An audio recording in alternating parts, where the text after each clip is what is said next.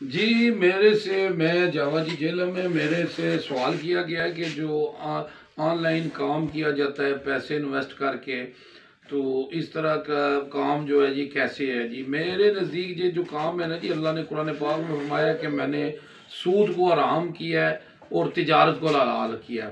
तो मेरे भाई मेरी बहनों, मैं तो यही कहूँगा कि जो हम बिजनेस कर रहे हैं ना, कुछ चीज़ हम खरीद रहे हैं ना तो वो तिजारत है, कुछ चीज़ हम बेच रहे हैं तो वो तिजारत है, तो जो हम पैसों से पैसे ले रहे हैं ना वो सूद है। वो कहाँ कहीं भी काम हो, हम अगर हम किसी के साथ बिजनेस कर रहे हैं, ऑनलाइन कर रहे हैं, जो कहीं भी कर रहे हैं ना बिजनेस, पैसों के पैसे ले रहे हैं ना तो वो सूद है। तो इसलिए इससे बचें जी। सूद जो है हराम है, अल्लाह ने बड़ा सख्ती से मना किया है। तो मैं कि जिसने सूद सूद खाया उसने अपनी वालदा के साथ ज़िना किया। तो अस्तगफिरुल्लाह, अल्लाह माफ़ करे हमें। अगर हम जो काम कर रहे हैं तो तौबा करें जी, तो इस काम से बचें, अपनी इस्लाह करें जी। जावा जी जेल।